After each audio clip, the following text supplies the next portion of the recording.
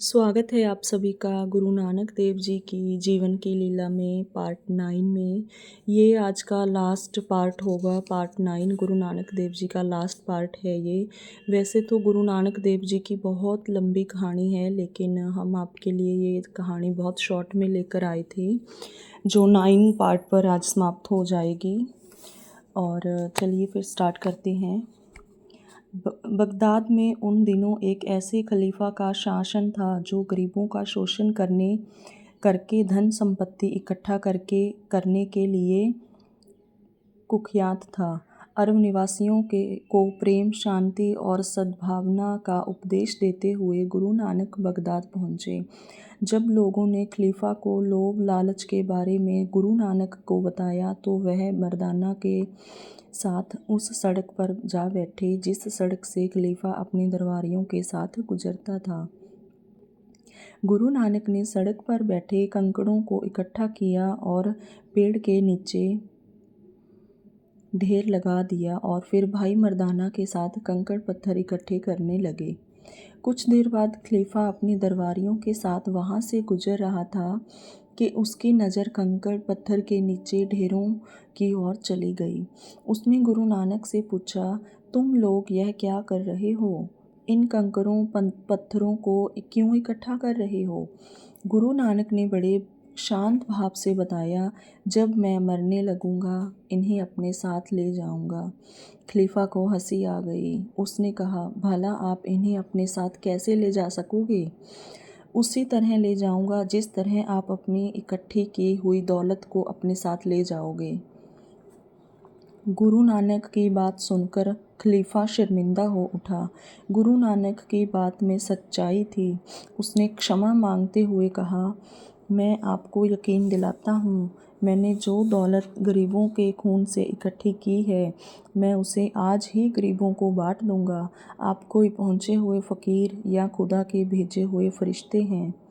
फिर खलीफा उन्हें बड़े सम्मान सहित अपने महल में ले गया और उन्हें एक ऐसा चोगा भेंट किया जिस पर कुरान की आयतें लिखी हुई थी।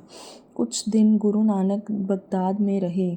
उन्होंने वहाँ के निवासियों को प्रेम और भाईचारे का उपदेश दिया और फिर भारत की ओर चल पड़े। वह चोगा आज भी डेरा नानक के गुरुद्वारा में रखा हुआ है। हर वर्ष हजारों सिख उस चोगे के दर्शन करने वहाँ जाते रहते हैं। गुरु नानक देव जी उन दिनों करतारपुर में थे। वह अपने शिष्यों को उपदेश दे रहे थे कि अचानक उस रास्ते से गुजरता हुआ एक नौजवान अपने साथियों के साथ वहां आ बैठा। गुरु नानक के उपदेश का उस पर इतना गहरा प्रभाव पड़ा कि उसने अपने साथियों से कहा, तुम लोग देवी को दर्शन करने चले जाओ, मैं यहीं रहूँगा। जब तुम लौट कर आओगे मैं तुम्हारे साथ गांव चला जाऊँगा। वह नौजवान फिरोजपुर जिले के एक गांव मत्ते की सराय का रहने वाला था। उसका नाम लहना था। लहना गुरु नानक के पास पहुंचा तो उन्हीं का होकर रह गया। उसके साथी चिंतपूर्णी देवी का दर्शन करके करतारपुर वापस पहुंचे तो लहना ने उनके साथ गांव लौटने से इनकार कर दिया। यही लहना गुरु नानक के बाद गुरु अंगद देव के नाम से विख्यात हुए। लहना के मन में अपने गुरु के लिए अपार श्रद्धा भक्ति थी। गुरु नानक ने लहना की गुरु भक्ति की अनेक बार परीक्षा लेने के बाद यह निश्चित कर लिया कि वह मरते समय अपनी गद्दी लहना को ही सौंपेंगे। गुरु नानक का अंतिम समय आ पहुंचा था। उन्होंने एक बड़ा भारी यज्ञ किया जिसमें उनके हजारों शिष्य एकत्र हुए।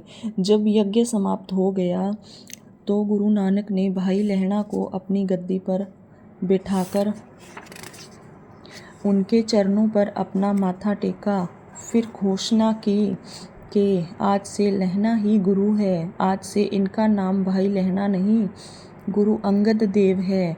सन 1596 में अंगद देव को गुरु गद्दी सौंपने के बाद ही गुरु नानक ने अपने प्राण विसर्जित कर दिए। जब उनके अंतिम संस्कार की तैयारियां होने लगी तो उनके हिंदू और मुसलमान शिष्यों में झगड़ा होने लगा। हिंदू शिष्य तो हिंदू परंपरा के अनुसार उनका दाह संस्कार करना चाहते थे, जबकि मुसलमान शिष्य अपने नानक पीर को अपनी परंपरा के अनुसार दफन करना चाहते थे। वे आपस में वाद विवाद करते हुए उन स्थान पर पहुँचे जहाँ चादर से ढका गुरु नानक का पार्थिव शरीर रखा था। उन्होंने चादर हटाई तो उनकी आंखें आश्चर्य से फटे रह गई। चादर के नीचे गुरु जी का शव नहीं था, फूलों का ढेर पड़ा था। गुरु नानक देव जी की जीवन की लीला जो है यहीं पर समाप्त होती है। गुरु नानक देव जी ने अपने जीवन में ऐसे बहुत सारे चमत्कार किए थे, ऐसे बहुत सारे काम किए थे, बहुत पापियों को, पाखंडियों को सुधारा था, जो इस संसार को बुराई की तरफ लेके जा रहे थे। गरीबों पर अत्याचार कर रहे थे और जो लोग अमीर थे उनका डेरा और भी बड़ा बना रहे थे। गुरु नानक देव जी ने अपने जीवन में 1596 ईस्वी को गुरु अंगद देव जी को अपनी गद्दी सौंप दी थी। गुरु अंगद देव जी जो हैं उनकी भी हम आपके लिए कहानी लेकर आएंगे। कहानी नहीं है, ये एक रियलिटी ही है, वो भी हम आपको सुनाएंगे अगले गुरु अंगद देव जी की कहानी हम स्टार्टिंग से स्टार्ट करेंगे। वीडियो अच्छी लगे तो लाइक करना, अपने फ्रेंड्स के साथ, अपने मम्मी पापा के साथ, अपने बच्चों के साथ, अपने रिलेटिव के साथ शेयर करना, ताकि वो भी गुरु नानक देव जी के बारे में, सिख धर्म के बारे में वो भी जान सकें कि कैसे सिख धर्म की शुरुआत हुई थी, स्थापना हुई थी।